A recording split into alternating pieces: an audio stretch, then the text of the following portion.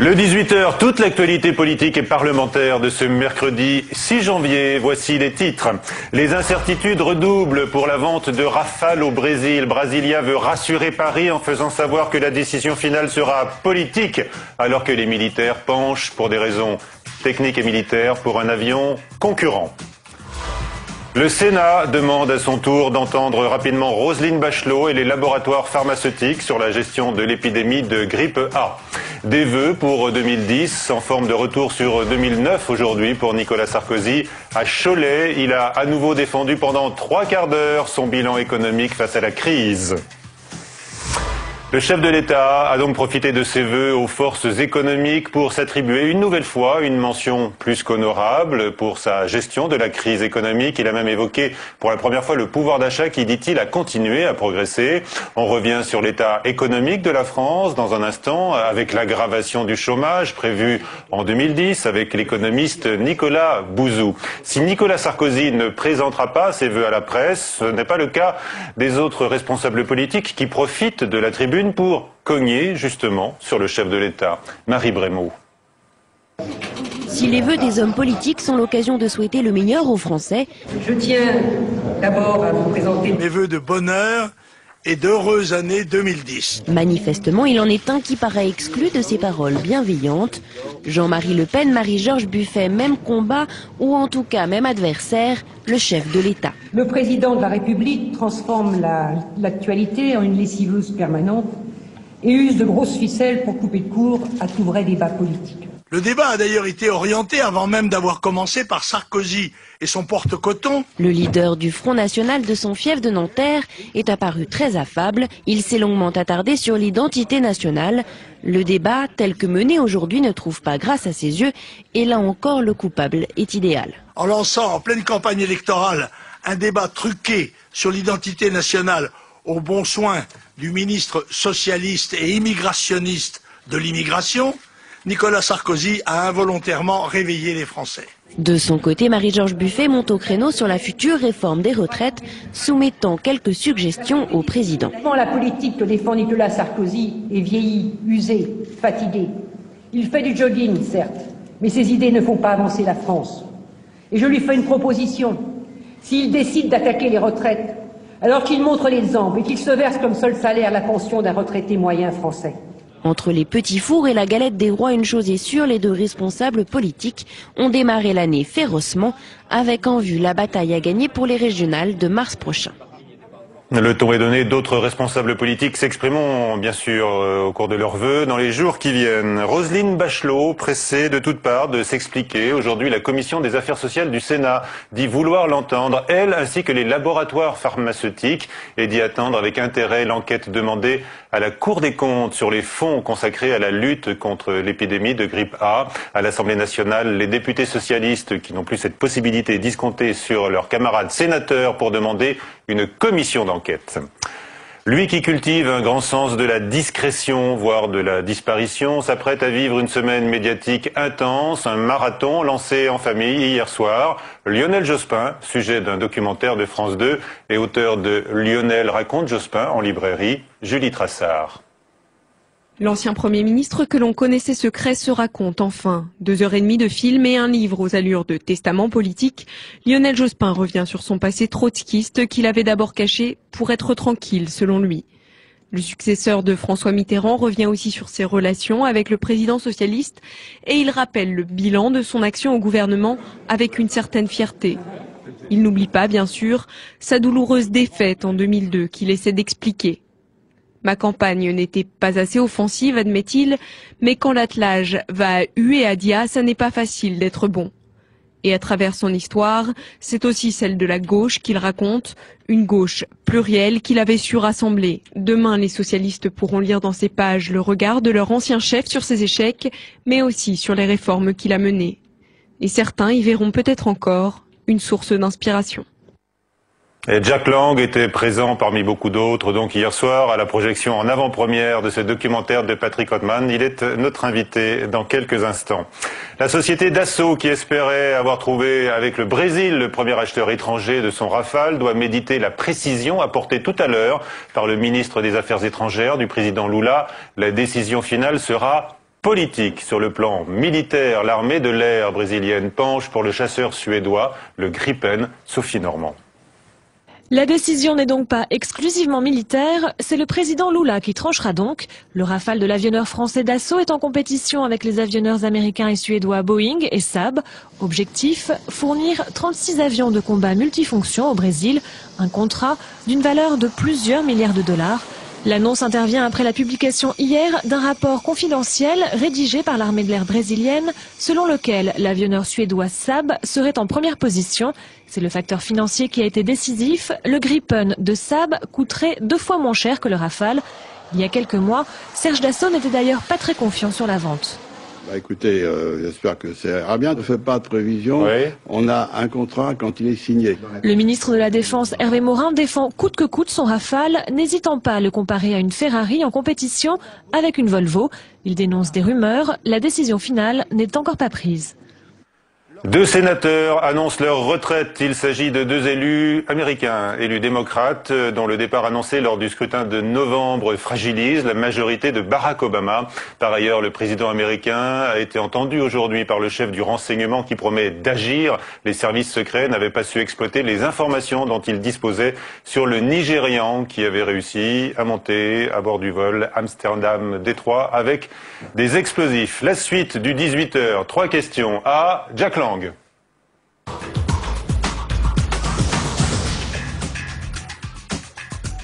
Bonsoir Jack Lang. Bonsoir. Et merci d'être avec nous. Un retour vers le passé a commenté hier soir Lionel Jospin en retrouvant ses amis du Parti Socialiste, donc lors de cette projection en avant-première du documentaire de France 2 qui lui est consacré. Un retour vers le passé, c'est une façon pour vous également d'être nostalgique, Jack Lang? Je ne connais pas le sentiment de nostalgie. Je connais par contre la passion de l'histoire, la passion de la vérité des faits. Et quand on a eu la chance ou le privilège de participer à des transformations aussi importantes que l'arrivée de la gauche au pouvoir en 1981, on se doit, et il faut féliciter Jospin de l'avoir fait, d'apporter sa part de vérité. Alors tout le monde, ou presque, était là hier soir, lors de cette avant-première. Est-ce que, dites-moi franchement, est-ce que l'émotion a réussi à percer, alors qu'on sait que le climat est délétère entre nombre de responsables du PS? Oui, parce que, si vous voulez, qu'il y ait en ce moment, ici ou là, des querelles et des controverses, d'abord, ça fait partie, j'allais dire, aussi de l'histoire. S'imaginer que l'époque antérieure a été toujours frappée du sceau de l'harmonie parfaite serait une illusion. D'ailleurs, à différents moments, Lionel Jospin évoque certains des grands affrontements, et notamment l'affrontement décisif avec d'un côté François Mitterrand et de l'autre Mauroy et Rocard au moment du congrès de Metz. Oui. Alors, le réalisateur Patrick Rothman dit que Lionel Jospin est le dernier des Mohicans. Est-ce que c'est comme ça que vous le voyez, vous? Disons que, qu'est-ce que ça veut dire, dernier des Mohicans? Ça veut dire que... vous poser la question. Non, mais il m'arrive parfois de m'attribuer aussi cette formule. Je veux dire par là que, en effet, il y a un certain nombre de personnes qui restent fidèles à des valeurs, à une vision, à une conception de la politique qui peut paraître aujourd'hui démodée. Et je crois qu'au contraire qu'elle est plus moderne que jamais. Je veux dire par là que ce qui est important dans ce qu'on voit dans ce film consacré à Jospin, c'est une vision, une éthique de la politique. Une politique fondée sur la conviction, sur l'engagement, sur le combat. Bien sûr qu'il y a la stratégie, mais il y a d'abord une vision du monde et une conception de la société. Quand vous êtes vous-même tenté de vous attribuer cette formule, donc, qu'est-ce que cela veut dire, Jack Lang, le dernier des Mohicans? Non, je veux dire qu'il y a des domaines dans lesquels on aimerait ne pas être le dernier des Mohicans. Dans le domaine par exemple de la culture, dans le domaine de l'éducation, dans le domaine de tout ce qui participe de la vie intellectuelle du pays. Et il arrive trop souvent que l'on sacrifie toutes ces questions à des considérations trop étroitement tacticiennes. Mais est-ce qu'il est vrai que vous vous êtes consulté aujourd'hui par les ministres en place dans le domaine de l'éducation, Luc Châtel, ou de la culture? Votre ami Frédéric Mitterrand, c'est vrai que vous avez une espèce de rôle, voire de pouvoir, d'influence? Aucun pouvoir d'influence. Alors vous êtes consulté? Pardon? Vous recevez des coups de fil éventuellement? Non, il m'arrive, comme je l'ai fait, comme je l'ai toujours fait, il m'arrive que lorsque un dossier me tient à cœur de le défendre, et d'autres parlementaires le font, ici même au Sénat. D'accord, sous cette forme-là. Alors revenons au livre de Lionel Jospin, et la période de la cohabitation, puisqu'il dénonce le côté crasseux de la politique. Ce sont ces mots qu'il n'a jamais voulu utiliser, dit-il, et il accuse Jacques Chirac et Dominique de Villepin d'avoir voulu pourrir son action et le salir personnellement. Est-ce que vous avez le souvenir, vous, de ces méthodes de voyous? Une formule encore utilisée par l'ancien Premier ministre à l'époque. Écoutez, quand même, ce qui a été entrepris par le cabinet noir de l'Élysée à propos de cette modeste maison acquise par Lionel Jospin était une opération de déstabilisation pour jeter le doute sur l'intégrité d'un homme parfaitement intègre. Qui était derrière, donc? Ce sont les coupables que désigne aujourd'hui Lionel Jospin? Il les connaît mieux que moi. Bon, il se raconte sans aller quand même jusqu'à l'autocritique complète. Vous l'avez noté à propos de l'échec du 21 avril de 2002. Est-ce qu'il a encore un effort à faire pour vous? Bon, disons, je crois que c'est ça important, c'est de lire aussi le livre, qui est beaucoup plus précis, beaucoup plus détaillé, que je n'ai pas encore lu. Oui. Bon, il met en valeur, il met en exergue sa propre campagne, il dit qu'elle n'a pas été à la hauteur des événements et des attentes et de l'espérance, donc c'est une autocritique vraie et authentique. Il assume sa part de responsabilité. Il dit même, la parole est forte, il dit, je crois que c'est quasiment une des paroles finales du film, Finalement, qui est responsable? Qui est le responsable? Et il dit, je suis le responsable, par définition, alors, de l'échec. Est-ce que c'est un livre testament, selon vous, ou est-ce que Lionel Jospin garde une voix qui peut encore compter aujourd'hui au Parti Socialiste et à gauche? Mais, comme disait François Mitterrand, la mémoire est révolutionnaire. Je crois que l'histoire, une histoire authentique, vraie, est source d'informations pour le présent et pour le futur. Et je pense que les socialistes, que les hommes de gauche, que les hommes de progrès, que les républicains peuvent tirer des enseignements innombrables des combats racontés par Lionel Jospin à travers ce film et à travers son livre. Le groupe socialiste à l'Assemblée nationale auquel vous appartenez, Jack Lang, fait savoir aujourd'hui, par la voix de Jean-Marc Ayrault, qu'il ne laissera aucun répit au gouvernement. Est-ce que vous êtes dans cet état d'esprit, vous? Mais je crois que le devoir d'une opposition, c'est d'être vigilante. Alors, chacun emploie les mots qu'il veut. Et donc, non, mais là, aucun répit. Aucun répit. S'il advient, aucun répit, ça veut dire être combatif, oui. Être offensif, oui. Et en particulier, je vous le dis, sur des sujets sur lesquels la gauche est parfois beaucoup trop absente. Et en particulier, cette décision catastrophique qui a été prise par le gouvernement de supprimer la formation professionnelle des maîtres, des futurs maîtres de l'école. J'attends que les organisations syndicales, les organisations de gauche, les journalistes spécialisés se dressent pour dire au gouvernement et au président: revenez en arrière, il faut donner aux futurs maîtres une année de formation pratique rémunérée, comme cela se fait toujours dans l'école de la République. Mais je vous pose cette question. Sujet sur lequel il faut être sans répit, parce que c'est un sujet d'avenir, il détermine la formation des enfants. Est-ce que je vous pose cette question, Jack Lang, sur votre implication dans une opposition combative, parce que vous avez quand même multiplié ces derniers temps les missions pour Nicolas Sarkozy, à Cuba, puis en Corée du Nord. Est-ce que la prochaine destination est déjà connue?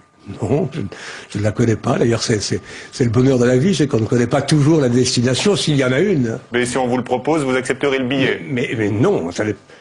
Ce que j'ai accepté jusqu'à présent, et d'ailleurs ce sera toujours le cas dans le futur, est en conformité avec mes convictions et mes sentiments. Si je suis allé en Corée, c'est parce que je le souhaitais moi-même, et nous étions sur ce point en totale harmonie, et avec le président de la République, et avec Martine Aubry et Jean-Marc Ayrault, que j'avais au préalable consulté. Mais pas avec Bernard Kouchner, qui a été plutôt réservé, ironique même, sur votre déplacement. Vous avez vu cela? J'ai lu cela. Ça vous a touché?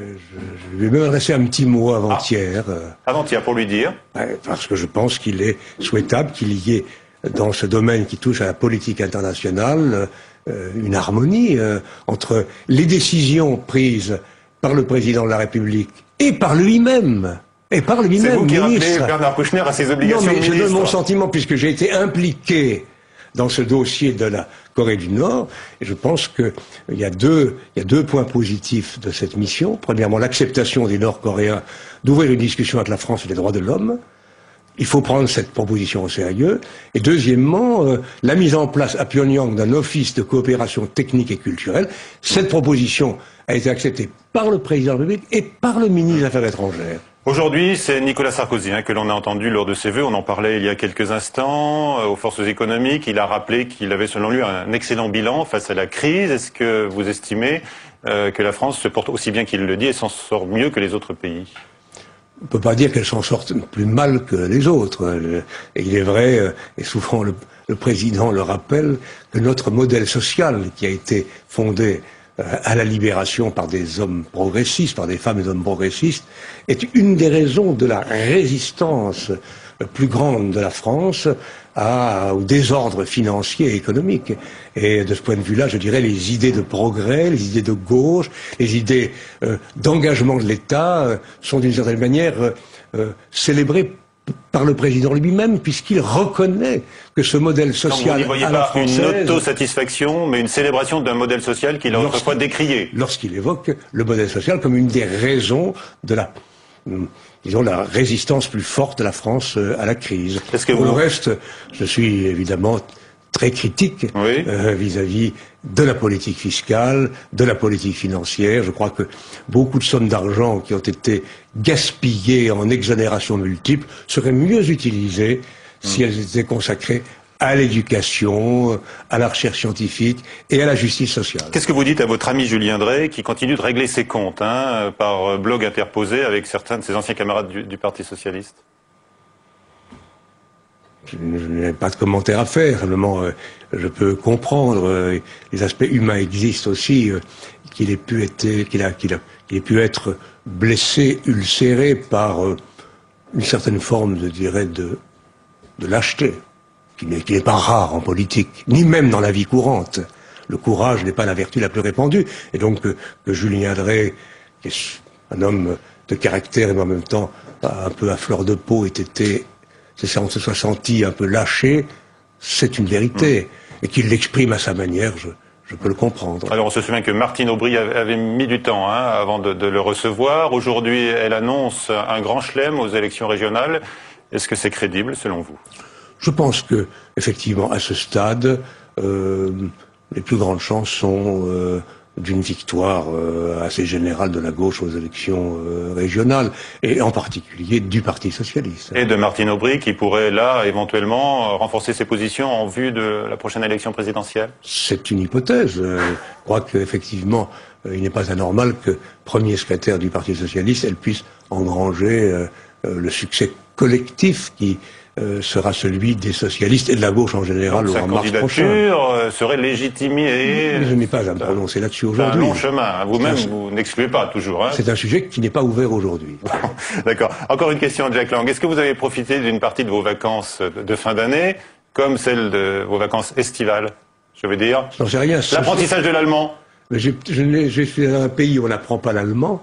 Je suis dans un pays où on peut apprendre d'autres langues. J'étais au Mali et j'ai visité le pays d'Ogon et j'ai passé une semaine en Afrique. L'Afrique qui mériterait d'être mieux soutenue, mieux accompagnée, mieux mise en valeur. Et j'aimerais qu'un jour on organisât en France un grand événement qui mette en valeur les beautés, les grandeurs de l'histoire des Africains, de l'histoire de l'Afrique, de l'Afrique d'aujourd'hui.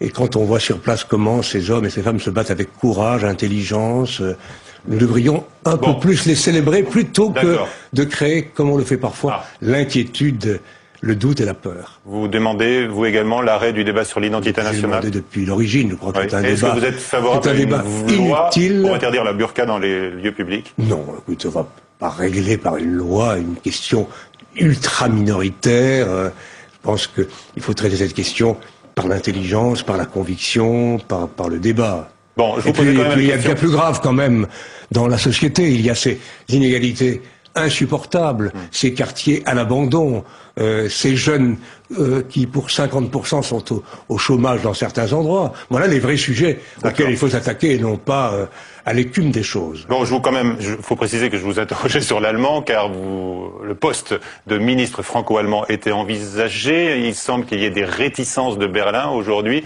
Est-ce que c'est un projet véritablement qui pourra aller jusqu'au bout, selon vous? Mais, vous savez, on a associé... Vous êtes candidat, vous l'avez dit quand même, hein, vous l'avez fait savoir. C'est une plaisanterie. Vous l'avez laissé entendre très fortement, Jack Lang. Mais à aucun moment, je suis un militant depuis toujours des relations franco-allemandes. Je crois d'ailleurs avoir accompli des actes qui le prouvent, la création d'Arte, la création de double diplôme franco-allemand quand j'étais à l'Éducation nationale, et bien d'autres choses. J'aime la culture allemande, j'aime l'Allemagne, je suis malheureusement, un des rares hommes politiques à se passionner pour l'Allemagne, à la connaître un peu, sa culture, sa langue, etc. Je souhaite que le président de la République et la chancelière allemande prennent des initiatives fortes et neuves. Et l'idée d'un ministre? C'est une idée qui a été évoquée par certains. On pourrait imaginer aussi la création d'un parlement franco-allemand. On pourrait imaginer d'autres instances, à condition qu'on se fixe des objectifs, des ambitions très fortes pour les 5 années qui viennent. Mais je ne suis candidat à aucune fonction, surtout fictive. Bien, merci Jack Lang. Vous allez pouvoir rester encore avec nous. Et aussi réel d'ailleurs, je suis candidat à aucune fonction. Voilà. Ah d'accord, à aucune fonction. Non, je suis candidat à être moi-même. C'est déjà pas mal. D'accord, bon, très bien. Vous réfléchirez une fois qu'on vous la proposera concrètement. C'est ça que vous nous dites. Mais écoutez, vous épiloguez sur quelque chose qui n'existe pas. Qui n'existe pas, très bien. Alors, vous restez avec nous pour les quelques minutes avec plaisir. De 18h. Suite du journal maintenant avec Nicolas Bouzou qui va nous rejoindre, donc l'économiste, pour commenter la vision économique donc de la France par Nicolas Sarkozy aujourd'hui à Cholet.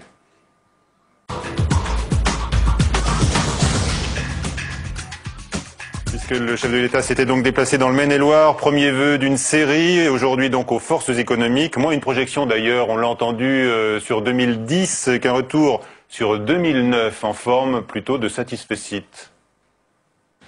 Si nous avons évité le pire, c'est parce que nous avons décidé d'agir et non pas d'attendre, parce que nous avons gardé notre sang-froid, ce qui est absolument indispensable en situation de crise, et parce que, je le revendique, nous avons pris les décisions qui sont avérées être les bonnes décisions malgré les polémiques. Je vous demande d'être confiant. Je vous demande de ne pas avoir peur de l'avenir. La peur n'est pas bonne conseillère. Nous savons ce qu'il faut faire pour faire partie du peloton de tête des nations qui compteront au XXIe siècle.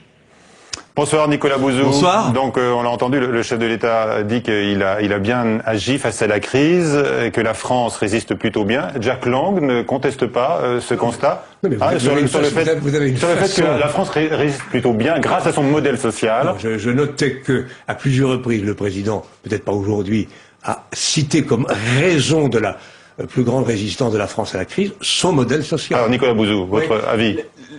Si on regarde les chiffres de 2009, oui, alors je veux pas nous noyer sous les chiffres, mais on a une récession d'à peu près 2% en France, on a 4%, on va dire, de récession dans l'Union européenne. Donc c'est vrai, la seule chose, c'est qu'on peut pas juger des performances économiques d'un pays sur une seule année, surtout l'année 2009, qui a été une année quand même extrêmement particulière. En réalité, il faut prendre un petit peu de recul. Moi, ma crainte, alors je veux pas jouer des Cassandres, bien entendu, mais ma crainte aujourd'hui, c'est que la reprise soit extrêmement lente en France, qu'on ait en 2010 entre 0,5 et 1% de croissance.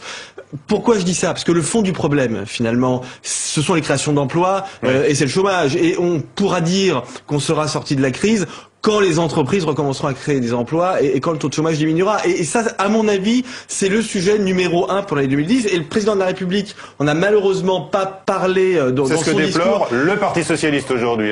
Jack Lang, le grand absent des vœux présidentiels, c'était l'emploi et le chômage. Mais en même temps, je trouve que l'opposition en parle finalement aussi assez peu dans la mesure où ça va être le sujet numéro 1 en 2010 de la même façon qu'on en avait beaucoup parlé à la fin des années 90 et on va très certainement avoir des débats autour des emplois aidés, autour des diminutions de charges sociales. Ça nous ramène 10 ans en arrière finalement, parce que depuis le début des années 2000, on n'en parlait plus beaucoup, mais on va avoir un taux de chômage de l'ordre de 10% de la population active tout au long de 2010, quand vous avez 10% de chômeurs en France, ça veut dire qu'à Marseille, vous avez 20% de chômeurs, et ça veut dire que dans le quartier du Panier à Marseille, vous avez 30% de chômeurs.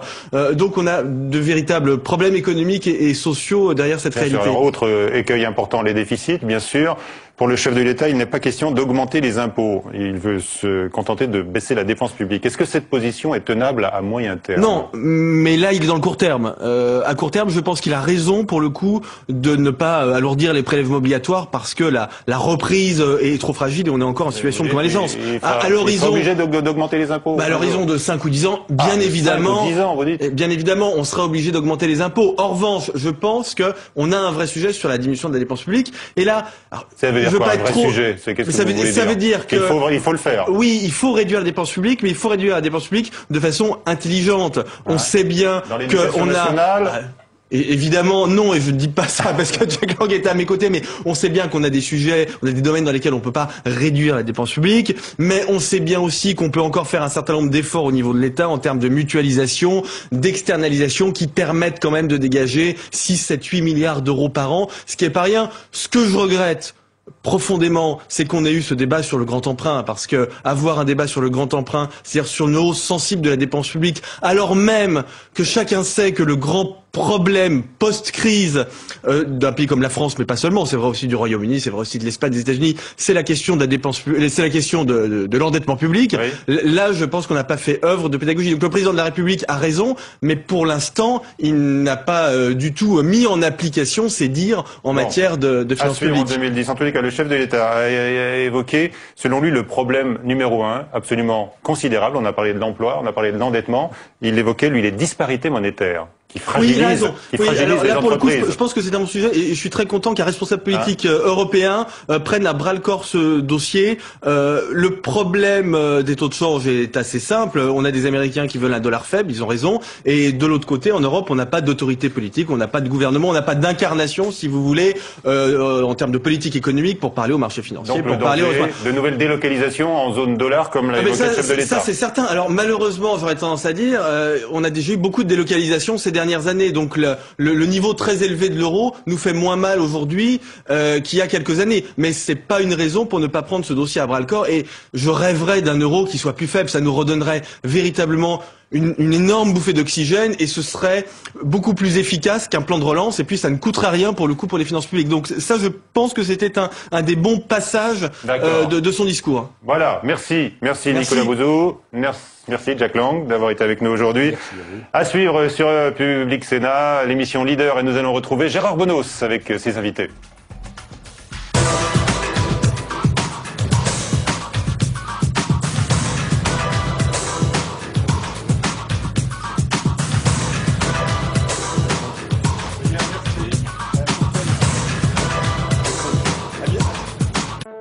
Le jeudi, Public Sénat vous transporte en Europe et dans le monde. Parole du monde, présentée par Caroline Delage, est une fenêtre sur les évolutions de la planète. Le rendez-vous de l'actualité internationale en partenariat avec France Info et Courrier International. Europe Hebdo vous invite à suivre l'actualité de Bruxelles à Strasbourg. Une coproduction LCPAN et Public Sénat, présentée par François Baudonnet et Katia Gilder. Les jeudis d'ailleurs, c'est sur Public Sénat à 18h30 et 22h30.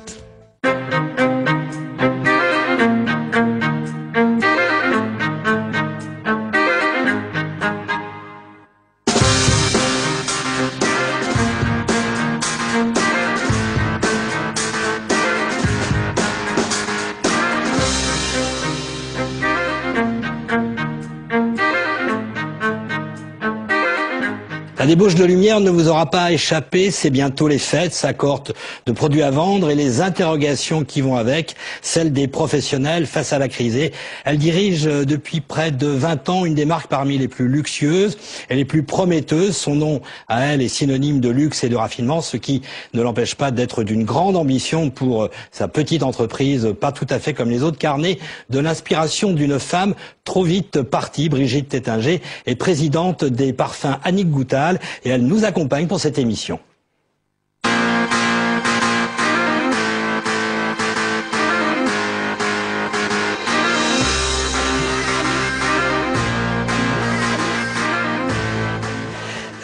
Brigitte Tettinger, j'allais dire Annick Goutal, vous voyez, lapsus quand même. Absolument. Vous êtes la dernière des Tettinger dans un groupe qui a été racheté par l'américain Starwood il y a quelques années. Ça vous fait étrange de ne plus être entre guillemets dans votre famille ? Oh, j'ai passé des moments formidables à travailler en famille, mais je me suis très bien entendue avec Russell et Barry Sternlicht quand ils ont repris Annick Goutal dans le groupe Tétinger. Et j'ai eu aucun problème à m'adapter à leur manière de management, puisque nous étions d'accord sur les objectifs principaux. D'accord. On va y revenir sur le management de Starwood par rapport au management, bien sûr, du groupe du Louvre à l'époque. Parlons d'abord des fêtes, puisque c'est l'actualité. On est dans la dernière ligne droite. C'est une période cruciale, si j'ai bien compris, pour des métiers comme le vôtre. C'est là où le bénéfice se fait ou ne se fait pas. Est-ce qu'à chaque fois, c'est un moment de stress et d'angoisse particulier? C'est-à-dire que le chiffre est réparti évidemment sur toute l'année, avec des temps forts comme la fête des mères ou encore un petit peu heureusement la Saint-Valentin, oui. Car il existe encore des amoureux transis. Mais c'est vrai que ça me fait très plaisir. Mais il existe, c'est vrai, un chiffre d'affaires très important sur octobre. Novembre, par exemple, dans certains pays, et c'est le cas demain aux États-Unis pour la Thanksgiving, oui. On offre beaucoup de cadeaux, et évidemment Noël partout dans le monde. Alors Brigitte Tétinger, moi, on ne voudrait pas penser que vos produits sont pas des produits de première nécessité. Donc en période de crise, on a peut-être une envie ou on se sent la responsabilité de restreindre un peu. Est-ce que Annick Goutal a pâti de la crise en 2009? Écoutez, Annick Goutal a très peu pâti de la crise, puisque en règle, je dirais, sur le marché européen, nous faisons du +5, +6 depuis le début de l'année, et c'est la même chose dans nos boutiques. Pourquoi? C'est vos clients qui sont pas touchés par la crise, c'est ça? On va le dire, hein, vous êtes un produit, enfin vous êtes une marque très très haut de gamme, hein, vous êtes vraiment dans le haut de la pyramide. Hein. Alors le parfum n'est pas forcément un produit de première nécessité, mais c'est quand même un produit nécessaire pour continuer à survivre dans la crise et pour faire rêver. Et donc, en ce qui concerne, par exemple, nos leaders comme l'eau d'Adrien, nous n'avons aucune baisse de chiffre d'affaires. Et c'est valable pour les autres aussi, ou pour les produits les plus sophistiqués quand même que vous avez? Je remarque, et je vais vous donner un chiffre que je viens d'avoir, sur le mois d'octobre, nous avons fait plus 22% d'augmentation de chiffre d'affaires sur la boutique Castiglione à Paris. Donc je suis quand même extrêmement optimiste sur les 3 derniers mois de l'année. Ce qui veut peut-être dire aussi, parce que Castiglione est dans le triangle d'or, oui, que les étrangers, premier arrondissement à côté de la place Vendôme, voilà. Que c'est une bonne nouvelle d'ailleurs pour beaucoup de gens, que les étrangers sont peut-être là aussi à Paris pour Noël. Les USA en revanche ont été à moins 20%, si j'en crois les derniers chiffres. Ça s'arrange un peu ou pas? Parce que c'est un gros client pour vous, les États-Unis. C'est un très gros client. Les USA, effectivement, on a accusé une baisse du chiffre d'affaires parce qu'on avait en fait qui n'est pas une filiale, un distributeur aux États-Unis qui avait des problèmes financiers. Qu'est-ce que vous avez fait? Vous l'avez récupéré? On l'a soutenu parce que l'important c'était de soutenir la marque quoi qu'il arrive aux États-Unis. Et on est en train de trouver des solutions justement à ce problème. Et donc nous sommes très optimistes sur l'année 2010. On va y revenir à l'année 2010 dans le monde entier. Restons un instant sur ce distributeur. C'est vrai que la stratégie, c'est quand même pour beaucoup de marques de luxe d'avoir ces boutiques en propre. On n'est pas tenté quand votre distributeur a des difficultés de le racheter directement pour aller plus vite? On est en train de regarder si on peut bâtir une joint venture ensemble. On est en train de toute façon de soutenir, quoi qu'il arrive, les 250 corners que nous avons dans la distribution américaine. Donc ça veut dire avoir des vendeuses en propre, des publicités dans les catalogues, soutenir tout ce qui est sur le plan marketing. Et puis on regarde, mais ce qu'on a toujours regardé, si un jour on peut avoir en plus quelques boutiques aux États-Unis, ça fait partie de la stratégie de la marque. Et ce n'est pas la crise qui va nous faire renoncer à ce projet. Vous avez commencé à ouvrir des boutiques justement propres à Londres. Donc la prochaine étape, c'est les États-Unis, c'est ça? La prochaine étape, et nous regardons, c'est l'Europe, les grandes capitales européennes. Nous sommes déjà effectivement à Londres et à Bruxelles. C'est également parce que nous avons des opportunités sur le Moyen-Orient, sur la Russie et sur les États-Unis, puisque c'est notre premier marché à l'export.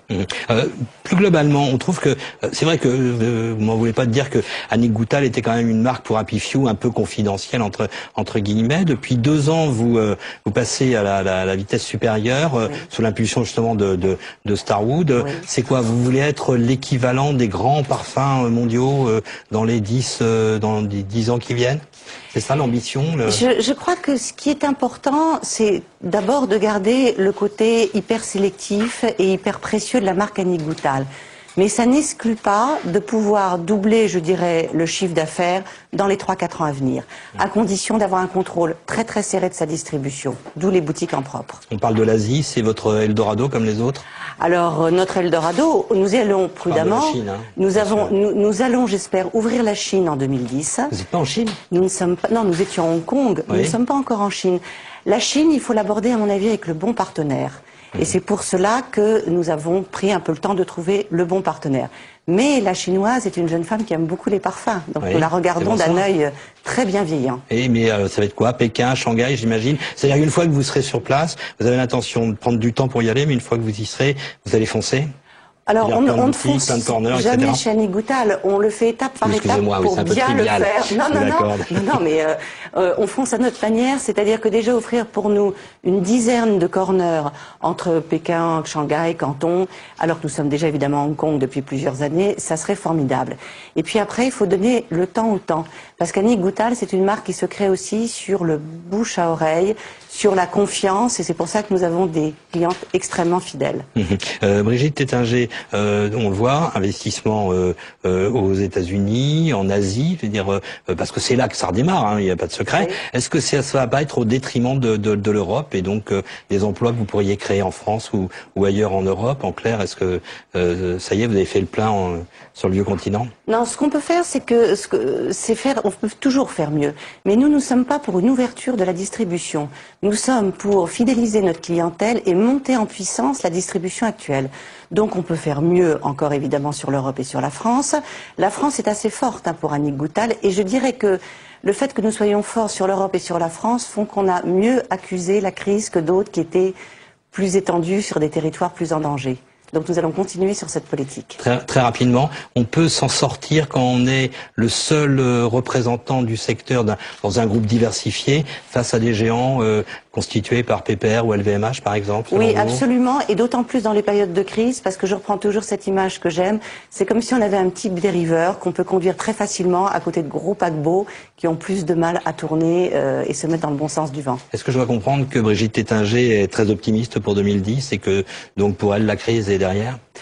La crise sera peut-être encore là pour tout le monde, mais pour Annick Goutal, je suis très optimiste. D'accord. Et en plus, parce que nous aurons des chiffres, mais à votre avis, c'est quoi? C'est une croissance j'espère qu'on fera une croissance autour des 10%, avec un résultat tout à fait convenable. Et puis surtout, nous soutiendrons l'activité avec des très beaux lancements. Et donc c'est pour ça que je suis aussi très optimiste, parce que je les connais. Donc j'ai confiance. On va reparler bien sûr de vos autres produits dans la troisième partie avec Pierre-Louis Dubois, qu'on va reparler de consommation plus directement. Là, on va évoquer un autre sujet. La menace est à peine voilée. Les entreprises doivent faire des efforts en matière de parité entre les hommes et les femmes. Sinon, les sanctions vont pleuvoir. C'est en substance ce qu'a dit récemment Xavier Darcos, et il donne aux entreprises jusqu'à la fin du mois de novembre pour après il va légiférer. On voit ça, c'est le sujet qu'a choisi ma consoeur Cécile Cornudet des Échos, qu'elle a choisi d'évoquer. On en parle avec Cécile Cornudet et vous, bien sûr, Brigitte Tétinger, après avoir vu le sujet signé Saveria Rojek. Une loi sur l'égalité professionnelle, c'est ce qu'annonce Xavier Darcos pour réduire les écarts de salaire entre hommes et femmes. Mais si ce texte est voté comme promis début 2010, ce sera le 7e depuis 35 ans. Et pourtant, dans les faits, rien ne change. Les 2/3 des bas salaires sont des femmes et elles sont 5 fois plus nombreuses à travailler à temps partiel que les hommes. Il faut faire une véritable révolution culturelle dans ce pays. On a honte de dire, dans un pays comme la France, qu'une femme touche 27% de moins dans son salaire pour faire la même chose qu'un homme. Ça ne peut plus durer. Plus de transparence, des incitations et pourquoi pas des quotas de femmes dans les conseils d'administration. C'est ce que propose le gouvernement.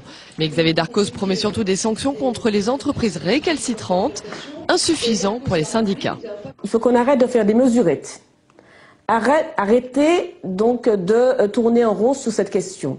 La question, c'est l'obligation. Comment peut-on obliger et contraindre les employeurs à prendre leurs responsabilités? Eh bien, c'est en mettant donc à la fois une sanction pénale et une sanction financière. Les partenaires sociaux ont jusqu'au 30 novembre pour ouvrir des négociations.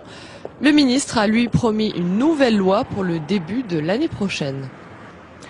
Cécile Cornudet, c'est quoi? C'est arrêtez-moi, je fais un malheur de la part de Xavier Darcos. Vous y croyez? On va voir, Madame Goutal va nous renseigner, parce que le projet d'Arcos porte... Oui, je suis pas le seul à faire le lapsus, hein. Porte notamment sur les PME. Vous étiez une femme dirigeante de PME, je me suis risquée à choisir ce sujet. D'abord, je voulais savoir sur le principe, est-ce que ça vous agace, sous prétexte qu'on est une femme, chef d'entreprise, que systématiquement on vous pose ce genre de questions, ou est-ce que vous considérez comme